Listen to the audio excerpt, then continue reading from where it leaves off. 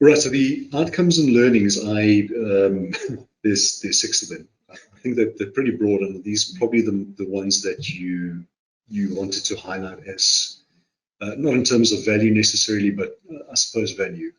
The significant capex and opex savings. I know it's when we talk about anything capex and opex, there's different approaches by different industries, also very industry specific. Can you talk a little bit through your capex and opex approach? I suppose as a business, has that changed a little bit, and your views of the total cost of ownership as it relates to what you've done with Ignition? In terms of software applications, there is a big shift towards subscription models that we've seen. Actually, the costing model of Ignition doesn't even warrant that. Yes, it is a substantial capex and opex saving that we're experiencing with this model, and the costing is one of the specific drivers of the flexibility that we are experiencing. Just the growth that we can achieve with that is phenomenal. Okay.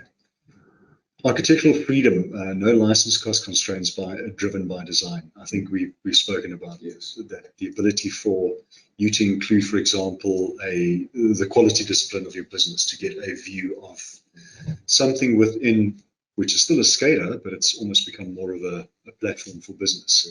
That was obviously a big driver. And I know, Francois, when it comes to architectural freedom, this is very much, sorry, Deon, very much in your control. How does that work in terms of, because naturally there's something exciting and maybe a shiny new toy and different people have different views. How do you handle the requests or the wanting to get a view of a certain part of data or something?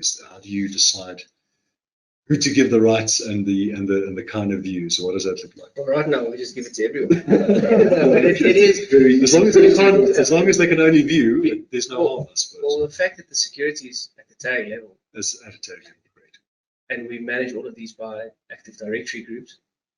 I have no issue letting people look at it, as long as it's not any proprietary information. We're not going to give everybody public access to it. Yes. But anybody that requires access that belongs to the correct group gets it. We don't have the resource constraints. We don't have license cost constraints. Like, no, you have to walk and go look. No, you can open it on your computer in your office. It's all good. Yeah. In fact, the ownership of those AD groups don't even sit with us. They sit with the operational teams. We just make sure that the AD group has the access, but we're not responsible for the membership at all. Internal team developmental standards. I think we've spoken about that a little bit, the templates, the UDTs, and the database, and everything around that.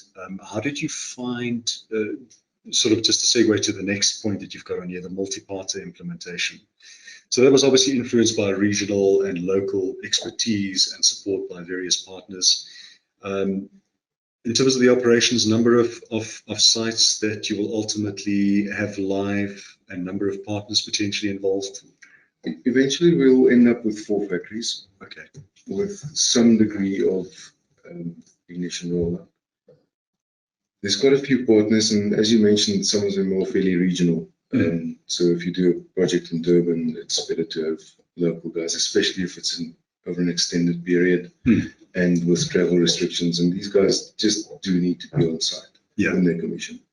So I think at this stage, we probably have about 4 significant partners on board. But we've also structured everything so that we can grow that partnership as we need to. So even the scalability that you have is even within your partner base, I suppose. Correct. The ability to give a partner a number of the sort of predefined templates, documentation, whatever they need, and give even your partners the scalability to fairly easily bring a local partner on board, should this extend to a site somewhere else geographically in the country or elsewhere. Yes.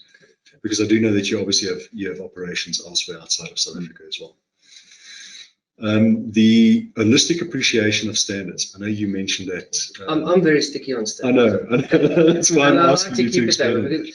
And it's important. The more exceptions you have, the more difficult it is to bring features up that apply to all of your instances. So we manage that carefully, and with the enterprise administration module that Ignition offers, it's very, very easy for us to have a central repository of standards and rapidly push it out. And it's so seamless, we can do it multiple times a day. And if we fix a bug, everybody gets advantage of that bug fix. It's no longer, I fix it there, how did I do it there, I forget to, it's rapidly set up. So it fits to my preferences very well. The last point you have on there is the technology foundation for future initiatives. So what we discussed a little bit earlier was that based on where you started with this journey, and that was pre-Ignition, it was pre-COVID.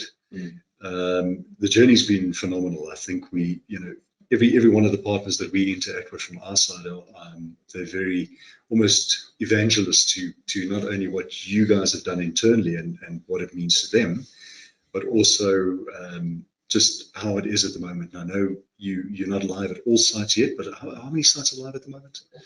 Well, three from a visualization point of view, and we also have our fourth one is already doing some data collection. Yeah.